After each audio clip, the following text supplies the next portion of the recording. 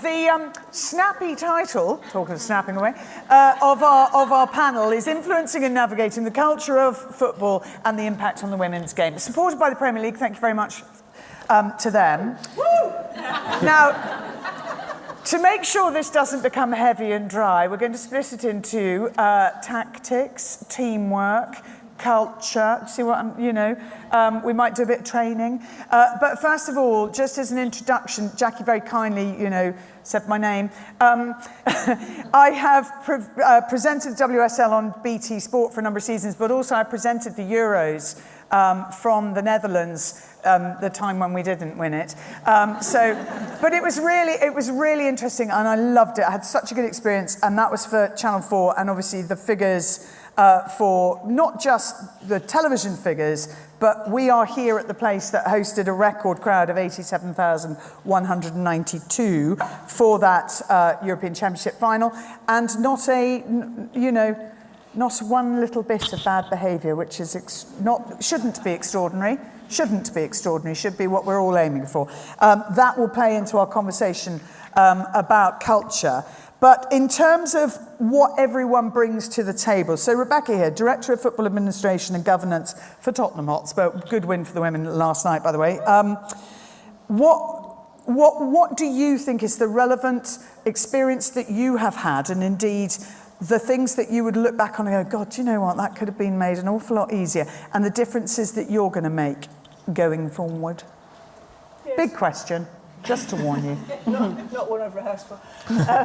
I think, look, from my perspective, I'm really privileged because I've spent a number of years in the men's game and a number of years in the women's game, and I'm probably one of the few people that can genuinely relate the two. And the fact that I work in both day to day is brilliant for me, and I feel hugely lucky to do that. And I think the main thing that I would say is that I and other people know some of the mistakes we've made in the men's game. There's no need for us to replicate those in the women's game. There's a real opportunity in the women's game to do it differently. There are absolutely some things in the men's game we can bring across and learn from, but we shouldn't just cut and paste and assume everything in the men's game is perfect, because it isn't. But it's a great place to sort of learn from and not make the same mistakes. We will talk as well about what we can learn from other sports and other events and across other organisations. Kay, working as you do for the FA, the Women's Technical Director there, can I ask you first of all about the impact of the Lionesses on the announcement that was made by the government about equal access to sport across genders? Yeah, absolutely huge. I think it's really important for the players and for the Lionesses to leave a legacy of the Euros. And their legacy wanted to be that, every girl had the opportunity to participate in football in schools and in sport. It's the start of the journey for many of our young players, and to be able to have that access was really important. So I think that when we talk about culture, I think that brings to life the culture of the women's game, that actually we wanted to leave something beyond a trophy. We wanted to do something that had a higher purpose for the women's game, and we wanted to leave a lasting legacy that people can live off and enjoy and thrive and contribute to the next generation of the Lionesses. What's your own personal story and getting to the job you have now, and what do you do on a day-to-day basis? That's a big question too. So originally, my dream was to be a PE teacher, because that's all that I thought I could do in sport. And I played myself. I was at West Ham for a very young age. I was coaching, managing. I was a technical director at West Ham. And then I came in 2005 to the FA as a national team head coach. I was very fortunate. I worked through all the age groups. In 2009, we won the gold medal with the under-19s in Belarus. And in 2013, I took the under-23s to Kazan in Russia. We won a gold medal there for the World University Games. Here we are now, 7.5 years ago. I left my coaching job to go on maternity leave to have twins. And I came back and the world looked very different after 10 months. And it was a real big learning opportunity for me. I was offered the opportunity to be a full-time national team coach, because then we were doing 2 or 3 jobs at the FA. Or I could move into a role that was more of a kind of head of technical type role, looking after England teams. And I chose that to support my children and offer me the opportunity to have a bit more flexibility. So with the experience I've got of coaching, managing, technical director, I'm now in a very, very fortunate, privileged position, honoured to do so and work with some of the best players, best teams, some of the great clubs to fulfil dreams and ambitions of young girls. Yeah, it's safe to say it's all gone quite well. Good decision. We'll talk about childcare as well, because everyone will have a thought on that. Jonathan, your journey to the job that you do now at Sky, and also the decisions that you make and people at your level make that really matter to women's sport generally, but specifically to women's football. Yeah, that's right. Quite a long journey to my role, but I'd sort of probably talk about Sky Sports more generally and the responsibility that we feel as an investor in sport, as a partner to sport. We are a long-standing supporter of women's sport. Of course, we could always do more. Cricket, netball, golf would probably be some of our longer partnerships. Football and the partnership we have with WSL is more recent, but it's one we're proud of and one I'm sure we're going to talk more of. But we want to be part of a successful sporting landscape in the UK. Clearly, from a business perspective, we see women's sport as a big growth opportunity for us in terms of attracting wider audiences, new audiences. So it's a very significant part of everything that we're doing day to day, and we're excited to be more involved every day, and we see lots of opportunity ahead. Just one more quick stat for you, love stats. When you're looking at the popularity of women's sport and women's football, 144 million fans of women's football across Europe, that is projected to double over the next decade. It's a huge commercial opportunity, as well as obviously the influence that we can have on culture and what we want women's football to look like and achieve off the pitch. Chloe, there was mention earlier of multiple jobs. Just run through a few of the things that you do and have done. This is super impressive, by the way. You've picked it up too much now. No, I haven't. Because I was reading it this morning going, you what?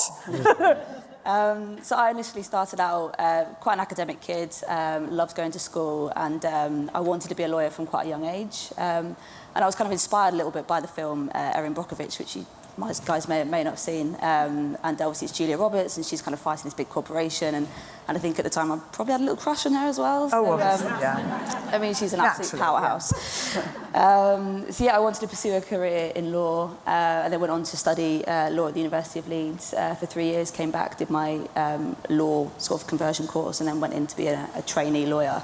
And then alongside that, I think I kind of fell into professional football, if you can. So yeah, I was playing as a really bad right back for like a couple of grassroots teams up until I was about 20 or so. And then when I was 21, I trialled for Spurs. Weirdly got in, wasn't too bad at goalkeeping. Left Spurs, went to Arsenal for a year. Much to the disappointment of Karen Hills at the time, she was fuming. And then rejoined Spurs back again to a slightly frosty Karen Hills, but then it got better. And then stayed with Spurs for 5 years, seeing them from the Championship into the WSL. All the time while being a full-time lawyer? Yeah, up until the WSL, and then I had to take a sabbatical. So yeah, it was... See what I mean? It was tough, it was definitely tough. But yeah, then after I left Spurs, it was in the middle of the pandemic, and then went to play for Crystal Palace on a semi-pro basis, and went back to law full-time. So, and also hosting a podcast. Yes, the podcast. I think Rach is here from Girls on the Ball as well. We host it together. That's just been absolutely amazing. So it's been a whirlwind. I'm a little bit shattered, but it's all really good stuff. So just while we've got you, you're the one who's most recently been at school. The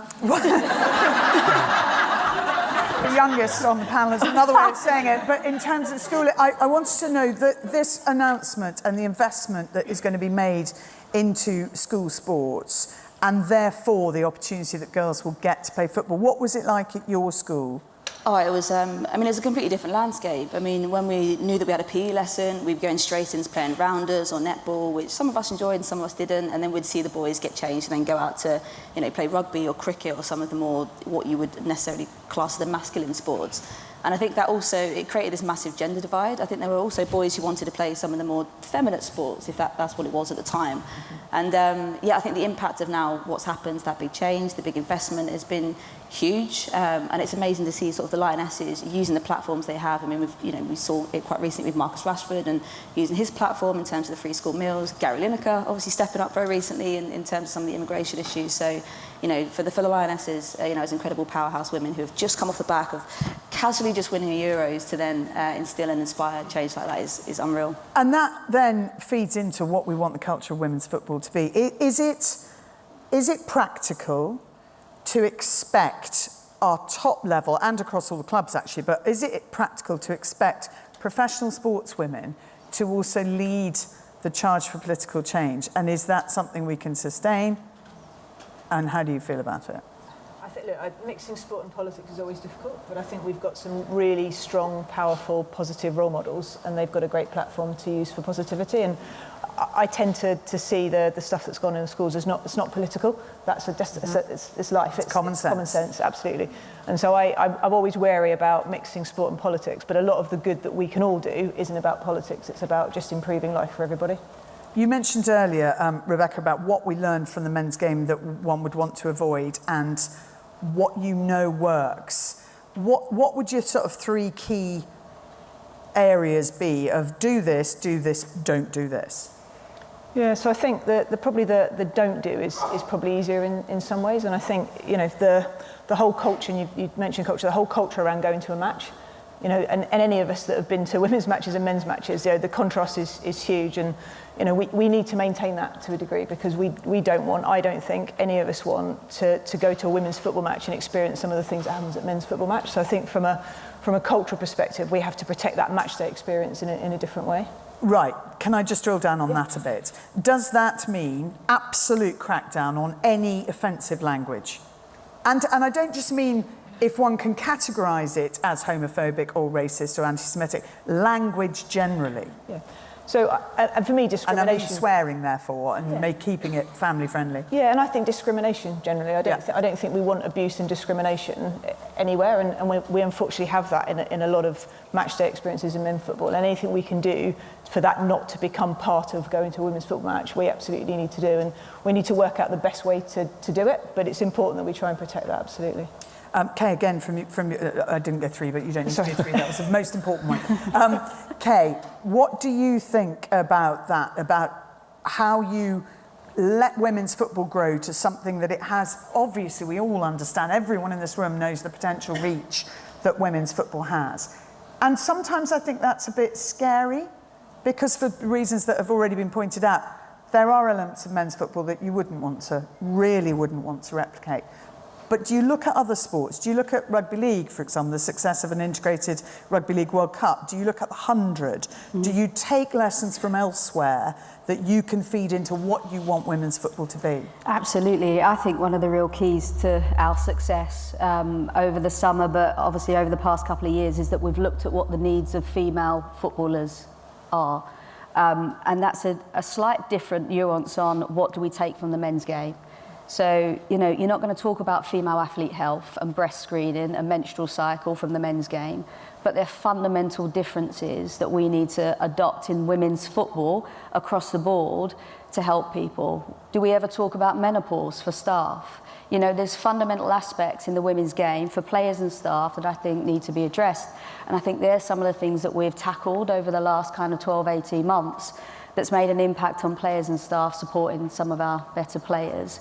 But I also do think we've spent best part of 9 years being obsessed with what good looks like in other nations. So we always look over the fence to the men's game, but what did Germany do? What did the Netherlands do? What did France do? What does Spain do? These really big, successful countries, what makes them serial winners in all these different sports? So we've spent a lot of time going to those countries and unpicking what that looks like, from participation to coaching to leagues to competition to clubs, because it's the whole ecosystem that supports us in the world that I live in at performance sport at the highest level. So we do work with other sports, but we absolutely work with other federations on women's football as well. Childcare being another massive issue, right? And you can have personal experience here. You do have personal experience here. At Wimbledon, they introduced a creche, not that long ago, but for the players and for anybody else, the coaches, for anyone who had kids. And Tatiana Maria, a German player, reached semi-finals last summer. Best result of her career. She'd had a baby exactly a year before. There is no way that could have been achieved without the creche, mainly because her elder daughter was in the creche every day and saying, "Mummy, Mummy, keep winning because I'm loving it here." Just keep going. And that's one player, but the impact that has had on so many people who work within that championship, not just the players, it's a huge, huge thing. Where can creches be introduced? Because I know it's difficult, I know there are practical difficulties, I know there are expenses. But if you came in with the attitude of, right, every women's club is going to have the facility for providing childcare for everyone who works at this club, is that achievable? I'm not sure if it's achievable in terms of the practicalities of delivering it, but I also recognise that players, they're jobs, the same as I have to leave my children to go to work and have childcare. There is a job for them too, and I think we all recognise that. But I think what we want to try to do and support is how we can ensure that players can get back to peak performance and fitness to perform at the highest level, to be role models for their children. How we go about that, whether that's a creche on site, I'm not sure that's the only answer. Also, I will make the point that if men did the majority of childcare, there'd already be creches at all these clubs, right? But I understand changing everything is a difficult thing to do. Yeah, I think it's a support that from what I hear from players, it's more the physical, psychological support that they need to actually get back to what they do and their identity as a footballer. And you sometimes lose that as a mum, and when you've had a child, you lose a bit of who you are. So I think there's so much of that is more important, or as important as the practicalities of where the child is. Jonathan, is there a creche at Sky? Not one that I've used, or had children in, not that I would use, but no. Look, I think there's maybe, let's see how the next half hour goes.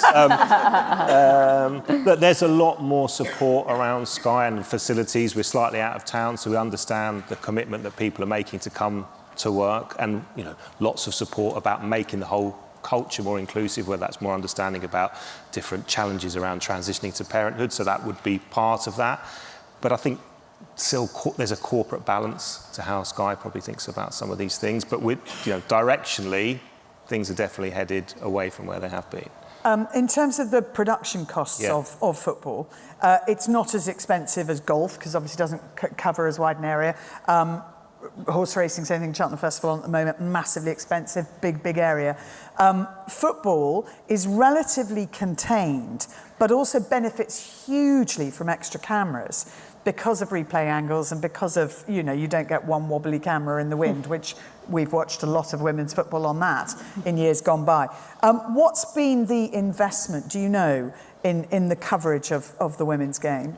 From our perspective, it's been millions and millions of pounds, probably doubling the rights fee that we made in terms of production, talent, then marketing and promotion, which was a really big part of our commitment. And I think, sort of to your previous question about culture and the difference between the women's and the men's game, I think the things that around the women's game that we should hold on to and celebrate, whether that's the relationship, proximity between the fans and the players, because that's kind of gone from the elite men's game. I think there's probably an integrity and an honesty around the game that exists that perhaps doesn't exist in the men's game. So you celebrate those things. I think you recognise where you want equality, which is in the quality of the coverage, promotion, marketing. And then you think slightly different around, what are the equity elements? So for us, we're a subscription business, but actually our commitment for the WSL is to take that to a wider audience for the moment, because we still think the opportunity is bringing more people to the table, demonstrating the league and what it is and what it can be. Because presumably your figures are very, very skewed, are very male dominated on subscription.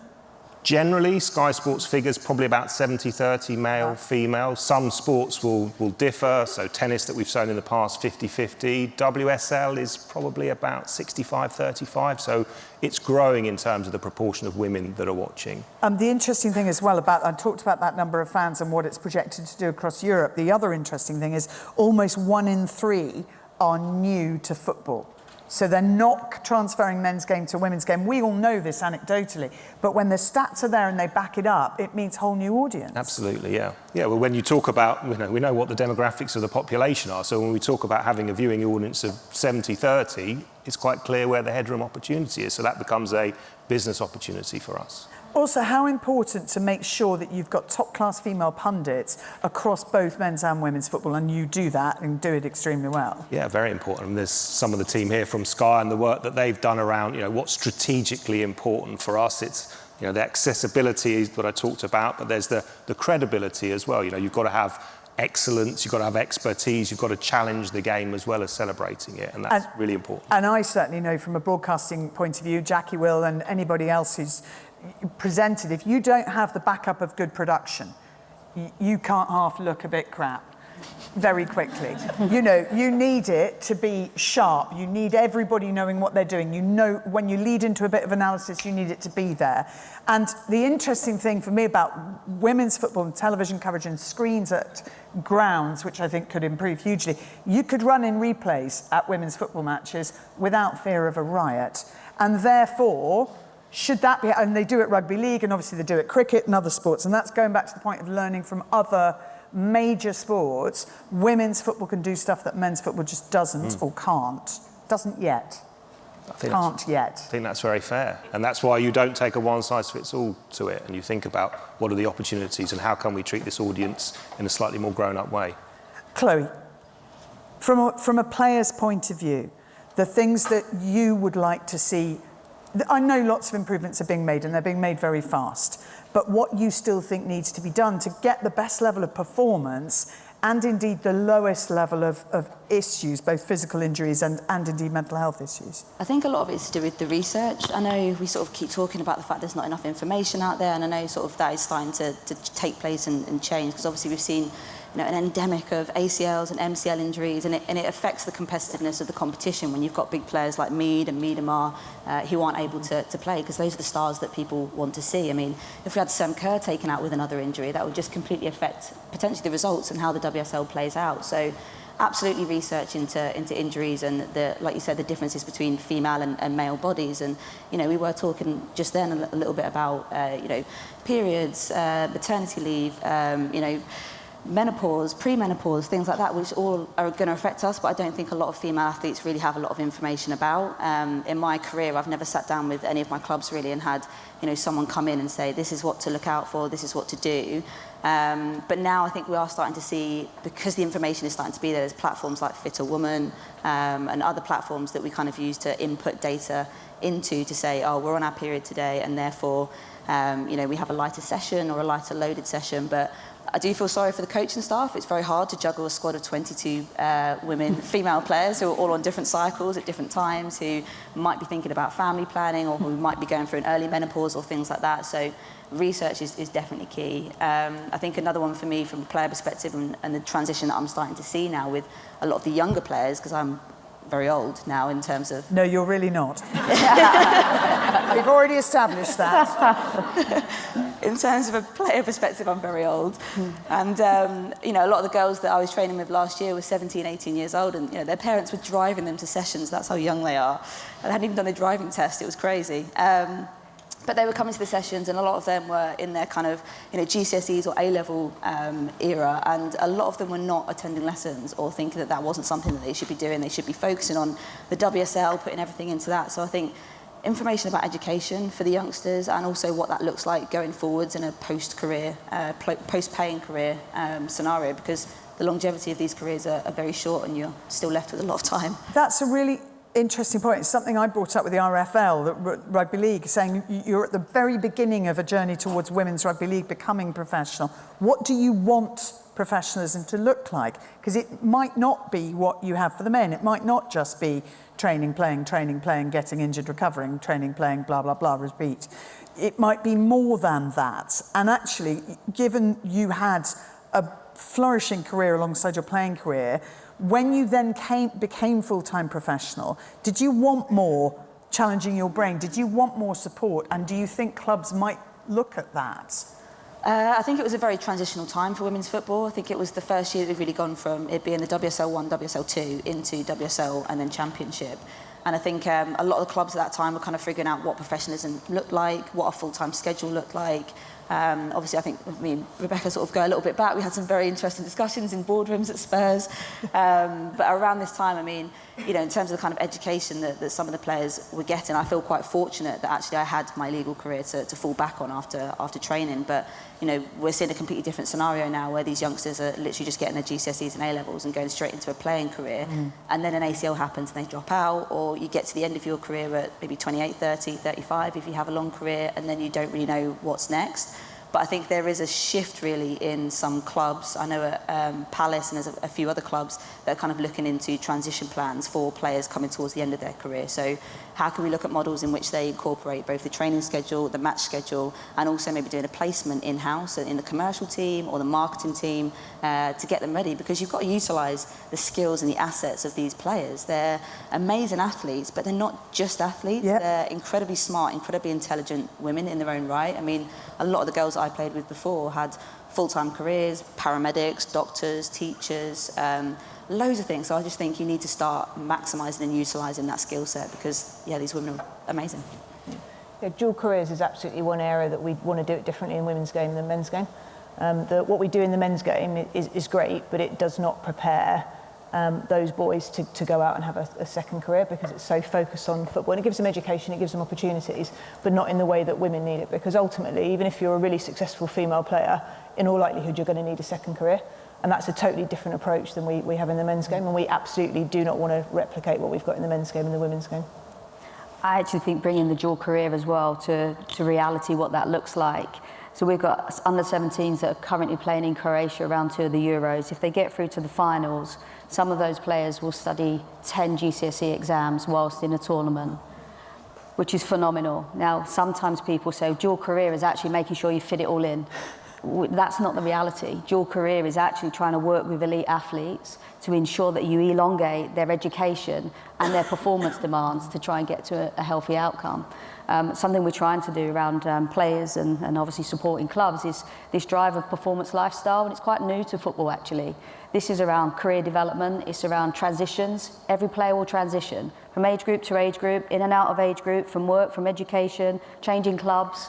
That's a really big piece as well. So, you know, as well as financial health, players now earning a lot of money. How do they do that? How do they deal with tax? How do they set up companies? There's a whole raft of stuff around performance lifestyle, to your point, Chloe, that's really important as the game grows and evolves and the demands on players getting and they also, I think, are much more aware of ethical investment. You know, they want to be investing in the right places, and they want the support to do that, and people who understand what they, you know, what the bigger message is that they want to project are. Yeah. Jonathan, just in terms of impact, I want to come back to a point, by the way, on connection with communities, don't let me forget that. But Jonathan, in terms of broadcasting stuff behind the scenes, what you also have with women's football is the opportunity to get to know the access to the players, as you say, and the connection with the fans is very close and very strong. But also what the success of the Lionesses proved, the digital team, I think, at the FA deserves a huge amount of credit. Brilliant stuff from behind the scenes. But the follow-up is documentary work. It's making sure you still know what Beth Mead is up to, even though she's not playing. What are your plans in that department? Yeah, I mean, I think we've probably been pretty focused on live as a business, and that's something we need to evolve. Clearly, we have a significant digital social footprint. We see the success of the Access All Areas programmes. Actually, our audience on digital is currently even more male than it is on linear. So that's a challenge. So actually what we've done for the WSL and for other sports is create a space for the communities where they can be more focused and telling the story. So in the last year, we've created dedicated WSL accounts. We're doing specific programming on Snapchat around WSL. So creating those places where the fans that are probably a bit further on the journey can really get into the stories and get close to the heroes and the players. And I think we'll continue to invest in that. I think we see where, respectfully to our sponsors or our hosts, where access has been a bit of a challenge still around the Premier League. We think it's an opportunity for women's football actually to go in a different direction and really kind of open that up and show even more leadership in that space, because that's what audiences want.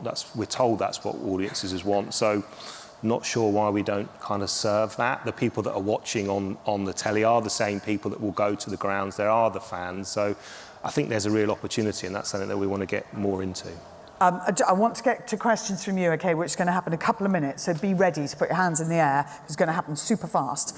But just a final thought right now. Chloe, if you were to sum up what you think women's football can look and sound and feel like, what do you want to be the sort of key watchwords and that understanding of what we can be? I think first and foremost inclusive. I think we're creating, and we are already building, I mean this room is just testament to that, about how beautiful the game can be. And obviously you mentioned before about the Euros and how much of a beautiful day that was for everybody involved, whether you were a broadcaster, whether you were a member of a club, whether you're a grassroots player, coach, physio, or someone who just genuinely wanted to come and see some empowering women do amazing things.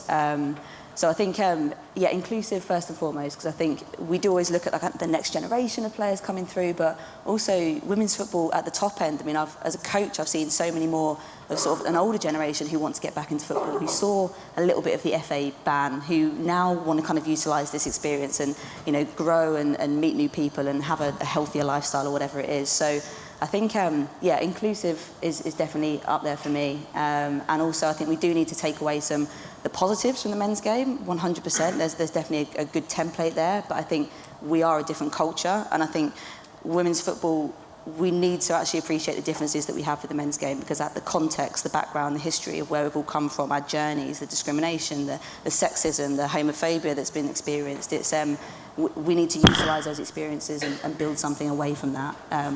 Inclusive. Good word. Like it, thank you. And I want you to imagine one of those funky word clouds, okay? So we've got inclusive right there in the middle. Rebecca, what's your watchword going to be? Well, it was going to be inclusive. Right, bad luck. It's okay, I'm going to go for inspirational. Okay. I think there's a real opportunity for us to use the women's game to really inspire not just the next generation, but adults that are already out there and maybe feel they've missed their chance to get involved. They haven't, and there's a real opportunity to be inclusive and be inspired. Okay. Identity. I think for me, the women's game has such a strong history and identity that if we keep hold of those values, all the other things around inclusivity, having something that's pioneering, having a higher purpose, all of those things, which is why we've all been involved with football for so long, is deep-rooted. So let's keep hold of our history and our heritage and our identity, and the rest will play out. We've got 3 I's so far, no I in team. Jonathan. Can I cheat a bit? So in terms of how we approach sport, the 3 things we look for Sky Sports to be is entertaining, inclusive and innovative. So we've covered inclusive. And I think by that we mean accessible as well to lots of people. Innovation, I think, is always going to get more people's attention. There's a real opportunity for the sports to be innovative. And I think entertaining is, not lose sight of that. I think that's really just key. while I'm at it, one more thing. Apart from showing replays at grounds, which obviously you can, and put in better cameras for replays, please. Microphones as well. And obviously the WSL can lead the way in saying, we don't mind you filming our halftime team talks, we don't mind you having microphones on referee and line judges, that it can go to a whole new level that no sport in any country's ever been. Seriously. Can I just point out we haven't actually agreed that, Claire? No, we haven't. I think we have. Got 2 votes. I'm going down the innovative route, taking it somewhere that might not be achievable straight away, but let's all dream. Right, your turn. Hands up, hands up, hands up. I'm looking this side. Right, yes, please. Yes. Oh, good point. No, it's coming. No, you do. You do. And tell everyone who you are, because they're listening online and things. Perfect. Yeah. Cool. I'm Izzy. I work for Bloomsbury Football, so we're working on the grassroots. I'd love to know what you think the main thing that the grassroots can be doing right now to make the culture of football generally more inclusive. Who wants to take that one first? Chloe, I'm looking at you because I just think you're, it's more recent. I think I'm a coach for a couple of grassroots teams. A couple of them are women's teams, a couple of them are girls' teams. And I think there are some really amazing templates out there. I mean, Gold Diggers is one of the clubs based in London. I mean, they have about 200-300 members.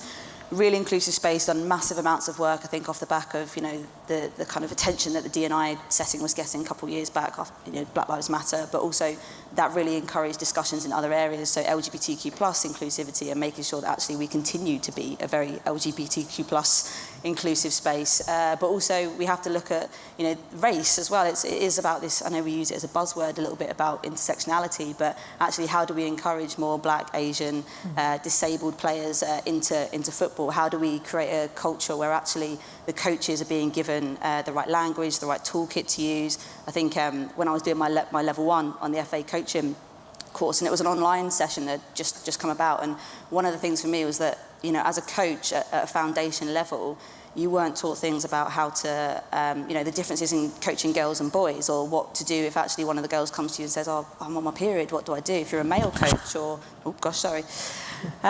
Or how to cater a session for a disabled player. And I think those kind of things should be a little bit more at the foundation level. It shouldn't be till you get to your, you know, UEFA A or UEFA B or even your level 3s. It should be something that fundamentally everyone has an understanding of. So I think language, looking at your policies, looking at the membership that you have, and I know we sort of touched on stats and things, but you need that information to be able to grow and actually have a base point from which you then escalate and improve on. So yeah, those would be my sort of main points, yeah. Kay, do you want to add to that? Yeah, just a real small one. I'm going to really focus on the pitch stuff, and that's really around making sure it's fun. Yeah. You know, we want these kids to enjoy what they're doing and these girls to love the game, looking at the formats of the game, you know. It's not just about the number of goals that's scored, and, you know, it's about them enjoying playing, learning how to play the game, and enjoying their weekly events in grassroots football. Is there any evidence, just a quick one on fans, is there any evidence to suggest that fans follow women's football differently? Because I know this to be true in rugby league. They tend to follow players rather than clubs. So they'll be a fan of, you know, certain players, but they'll play for different clubs and they want to see them. They don't necessarily want to watch Chelsea all the time, but when Beth Mead's back, they want to watch her and they want to go and watch Arsenal. So do you know whether behaviour is different?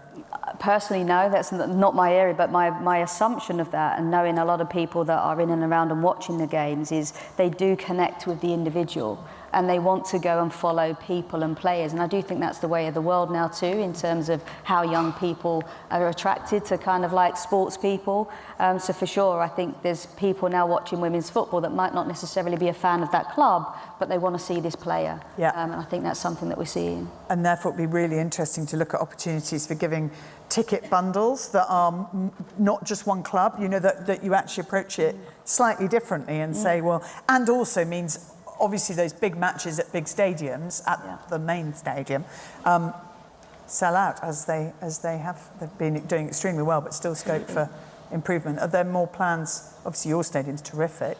Yeah, absolutely. And we, as a minimum, we want to be playing women's games in our stadium every season. We'd love to do 3, 4, 5 a season, and I think it's one of my challenges is scheduling. And one of the downsides of having a great stadium is we don't just use it for football, we use it for NFL, for rugby, for concerts. And so trying to fit in the women's games around everything else isn't easy. But we absolutely want to be regularly playing at the stadium and really driving the attendances. Just a quick question, actually, while I think about it, because I came to a Challenge Cup final was at your stadium last year, and the Challenge Cup is going back-to-back, women's and men's. FA Cup, any plans?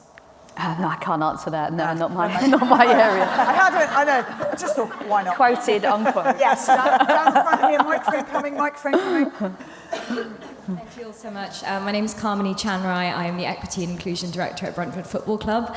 My question was around... Good win last night, by the way. Absolutely. You talk all about inclusion, and one of the questions I specifically wanted to ask is, what do you think the men's game can learn from the women's game, particularly in terms of LGBTQ plus inclusion? Very good. Let's flip that on its head. Exactly. What can the men's game learn from the much more... A lot. Women's game.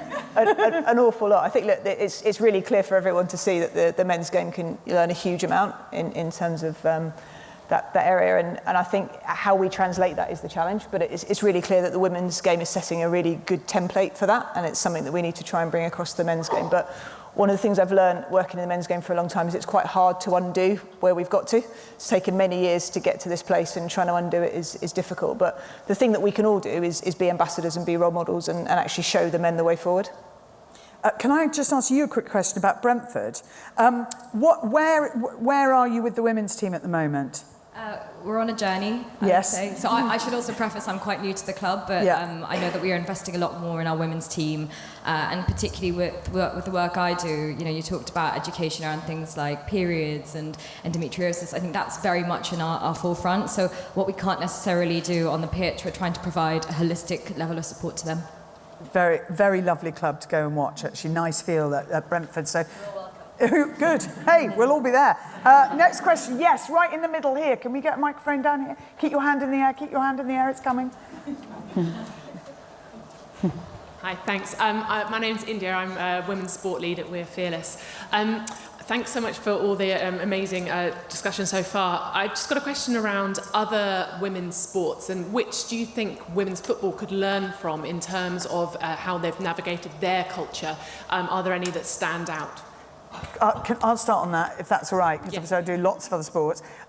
Rugby league. I actually think women's football has more in common with rugby league than it does with men's football. And I say that because rugby league is a very community-based sport, and I forgot to come back to you on community, but anyway, I'll do it now. It's a very community-based sport. It has really strong links. They tend to live still in the villages where they grew up. They're not living in gated communities and driving Aston Martins. You know, it's much closer to the fan base. It's a family crowd. You'll quite often get 3 generations of the same family. Now, it's not to say that nobody swears ever, and it's not to say there aren't issues, but good example, we came here to Wembley for the Challenge Cup final a week after the men's Euros. They'd increased the police presence because of what had happened at the men's Euros, and we all just went, why?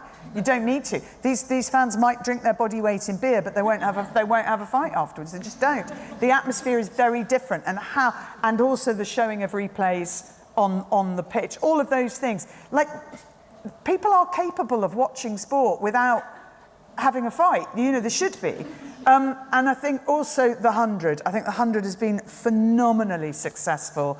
And those back-to-backs all the time, just straight in. And it's easier with a new competition. But if, say, you reinvented the FA Cup, right? Not reinvented, but said, from no clubs, third round onwards, obviously no clubs are allowed to enter unless they have a women's side that they support. I did say this to the old chief executive of the FA, and he looked horrified. But I said, hey, you know, try it. You're not allowed to enter unless you've got a women's side in as well, right? You go back to back from the very beginning. So as the draw is made, it's made for both. And you go, right, this is how we're doing it. It might need a new competition to do this, I admit. But thinking really differently about it and saying, right, if we were to reinvent this, what would we do? And who would come in to sponsor it? Because I think you've got scope for a whole new raft of sponsors, as indeed we have scope for a whole new audience. Anybody else want to offer other sports that we can learn from? Jonathan, maybe? Well, I mean, I'm very pleased for your advocacy for Rugby League and the 100, 2 partners. Just sort of connecting a few dots of what you said, Magic Weekend as well in Rugby League is a good example of what you talked about. We're giving people the opportunity to take in that experience of multiple clubs at one big stadium over a week. Yeah, and actually it could work really well in women's football. I wouldn't make it as many clubs as Magic Weekend is. But let's say you did, 4 big sides, and obviously just the 2 matches back to back. Love to see what that would look like. Yeah, and look, I think for us, it's about the partner, and the 100 and the ECB, they're a very willing partner, and they did have the advantage of that blank piece of paper. I think that does give you an opportunity that, there's a lot existing in certain sports. But mentally, a blank piece of paper is such a, that can be created. If you just go, right, let's redo this. So even if one did it, Anyway, there's lots to be discussed. Sorry, brain fizzing with ideas. Yes, down here. Can you imagine what I'm like to live with? Absolute nightmare. I annoy myself sometimes. Like, don't stop. Yes. My question's about accessibility and visibility. How could we ensure that fixture clashes don't impact not just people watching the football on Sky Sports, but the fans that attend in both the men's and women's? Very, very good point. Basic logistics. I always used to make the point 10 years ago that what women's football lacked were information on fixtures and results. That was never in the papers, right? Never, never, never. And very hard to find online. But still, the logistics of, the diary. Yeah. Why on earth would you put Arsenal women up against Arsenal men? That's just... silly thing to do. Who's in charge of that? Are we throwing it to the club or the broadcaster? Who's in charge of it, though? Who's deciding? So one of the things we do need to do collectively is be more joined up with Premier League and WSL and EFL and Women's Championship. We know that, and it's on the list of things to do. But as a game, we need to take some more responsibility for getting that right. Okay, well, It doesn't look smart, and I think the part of the challenge is you've got different people having different conversations. You haven't got all the same broadcasters with all the same leagues, so things can happen through unhappy coincidence or through bad planning rather than actually just setting out to be a pain. Yeah. Yes, or generally speaking, lack of communication. Yeah. I think we can blame it on that. Right, one more, yes. Lovely check jumper coming towards you. Thank you. Hi guys, Francesca from Pitch Marketing Group. Hi again, Claire. My question is about brands who are looking to get into the women's sports space. As I'm sure you're very aware, a lot of brands have jumped into women's football recently. They've seen a lot of opportunity. My question is, how can they do that authentically and make sure they're having the right impact rather than just throwing themselves into the conversation when they don't have a right to play? Thanks. That's very good. So sort of, yes, how do you manage and maintain it? Can you just repeat the very beginning of it? Because I thought you said brides. And I just, what did... Sorry, I've got a bit of a cold. Brands. Brands. God, I was thinking brides. I was thinking people getting married at football matches. And I said, she didn't say brides. What did she say? Sorry. What do brands getting involved? And are you seeing interest from areas you didn't anticipate? Yeah, we are, and I think one of the things that is new over the last, say, 18 months is brands that specifically want to sponsor women's football. And so we've got conversations with brands that not just want to sponsor Spurs or Arsenal or Chelsea, they want to specifically sponsor women's football, and that's great. And I think one of the challenges for all of us is how do we really embrace that and make it work alongside our sponsors on the main side and try and make sure that we're all joined up. But yeah, there's a lot more interest, which is really positive. Kay, you must find that as well at the FA. Yeah, for sure. I think for our England team, the increase in the brands wanting to support now the Lionesses in our England teams is phenomenal.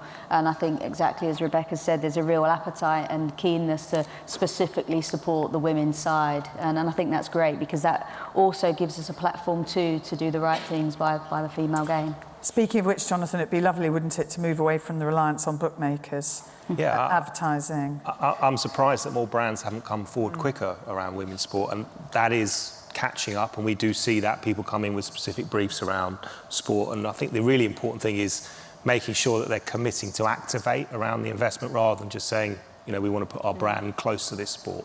Chloe? Yeah, I think from a player perspective, I think it's about clubs doing due diligence. I think, you know, no one's really gone into women's sport because there's, you know, this lifestyle of, you know, mansions and Ferraris and things like that. You're in it because you love it, but you're also in it because you're a woman and you want to do something good and you enjoy it. But I think, you know, what we're starting to see now is sort of the women's team being a tag-along to the men's team. It's, you know, we're sponsored by XYZ big brand, and actually part of the commercial agreement is just, you know, we'll do a few things with the women's team and that's it. So you don't get a lot of actual engagement with these brands and players. So I think, but it's also about choosing the right sponsor for your women's team and having those discussions with your players actually, because, you know, if someone actually asks the players these questions, you know, what kind of brands do you identify with? What's really important to you? You know, how can these brands actually help you, and how can they actually help you in your day-to-day life? And including the players, like, you know. Yeah, I think that would be a really powerful message. I mean, I know clubs like Lewis FC, I mean, the way they're a sort of slightly different model because they're very independent, but the way they choose their sponsorships is very much on a kind of ethical and moral basis. And I think that resonates with the players because they want to feel proud of their sponsors as well, in the same way that sponsors want to feel proud of the club. So from a player perspective, I think there needs to be more engagement on a personal, genuine level with these brands because it's important. And the kickback from the Women's World Cup, obviously from the players, from the countries, against a sponsor they did not want because they knew it was inappropriate. Well, I think that's just madness. That's just tone deafness. Yeah, I don't know who thought that was a good idea, and especially without consulting the host nations either. I thought that was, you know, utter crap.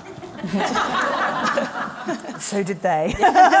So did the players, but it's so rare for any sport to just to do that. And I think that, full credit to women's football, that's a really strong and, you know, an admirable reaction and response to have. Say no to the money, actually. No, we won't accept that. Don't care how much they're offering. That is not appropriate. Just can I ask you a follow-up on brands and personal sponsorship and the difference that it will make to players, not just the salaries they're earning, but the commercial opportunities that they might have and proper guidance in that for them? I think, well, part of my role now with Palace is sort of doing the media management, which is kind of escalated into a very coverall role, as, you know, jobs in women's football very rarely fit the job description and just explode into all other areas. But a large part of my job now is kind of managing the players and their relationships with external companies who want to get involved. There's so many companies now who want to throw them free boots if they post something on their social media. The girls are all obsessed with getting blue ticks, and you understand why, because the sponsors look at whether you've got blue ticks and followers and what your TikTok's saying and things like that. But I think there's also a kind of, you don't want to sell yourself short. I think the power and the value of these women in the Championship and also the WSL, and it's starting to leak through into the National League now, is you don't want to just, you know, get yourself involved in all of these brands. You know, choose specifically what is important to you and how that partnership can benefit you. But yeah, it's tough because, you know, the young players definitely want the free boots and everything being chucked at them, and rightly so, they deserve it. But yeah, it's also about sort of, you know, developing those relationships in the right way. I've been given added time, which is very exciting. It's because it's a high-quality session, I'd say. Could we just have one more question then down here? Have I got 1 minute left, yeah? Fantastic. Go for it. It's not working. Yes, oh, there we go, we're working. Yeah. Emily Slew from Northridge Law. I think a lot of what we've spoken about today in terms of culture, fixtures, decision-making, you know, we've all got family members, board members, colleagues. How do we get our male allies on board? Like, what tips and tricks do you have that we can all go home or go to our colleagues and talk about the power of women's sport? You know, we can look at the divide, the gender makeup in the room today, and we want to get people loving women's sport as much as everybody here in the room. So interested in your views on that. That's a very good question, Emily, and I'm glad you raised it because I was meant to say it earlier. Male allies. How do we get the men and the boys thinking, God, this is just the best thing ever, and activating things that help? Yeah. So I don't know if this helps, but it's absolutely true. As soon as most of these guys actually see women's football, they realise how good it is, and so it's actually just get them to watch it, and that will do all the job for you. So trying to get them to watch it, I appreciate maybe isn't easy, but once they've watched it, they will see how good it is, because we're now in a place where the product is that good that you watch it and actually you want to get into it and you feel passionate about it. I think for me it's actually giving some of the women opportunities in the male professional game too. I was talking to a club just yesterday who's really forward thinking and looking at appointing a female, and said, I actually think that she can offer us so much. And I think that's true. So actually getting more females into the men's professional game to show and evidence what actually the women's game and females in the game can actually give to them. Jonathan, you are our male ally right here on stage. How can we make you feel better? Should we finish it now? That would probably make it feel better. I feel fine. Good. I hope everyone else does. Yes. But that's more important. I think, you know, whether it's ally, whether it's partner, you know, trying to understand, you know, my responsibility, but making sure everyone, you know, there's 1,000 people that work for Sky Sports, and making sure the culture, there's a lot of men, making sure they understand their responsibilities and what they need to do, where they need to be a champion, where they need to be a supporter, where they need to be active. But I think most importantly is what's the experience of the women at Sky Sports? Do they feel like, you know, the words meet the action? So that's really what we're focused on. Chloe? I mean, I think something like what's just happened with the Lionesses and the FA investment, or the investment that's going into, you know, equal access to sport in schools. I think, you know, when you start to have a situation where these boys from a very young age are starting to be exposed to the fact that women can play all different types of sport and not just netball, I think it sort of creates that very big, maybe conscious or subconscious message that it doesn't really matter what you are, gender or otherwise, you can play any kind of sport that you want to. So I think, you know, you want to embed those messages very early, and I think something like the FA, that the investment is going to help with that. So yeah. You have been a terrific panel. Round of applause, please, for our panel.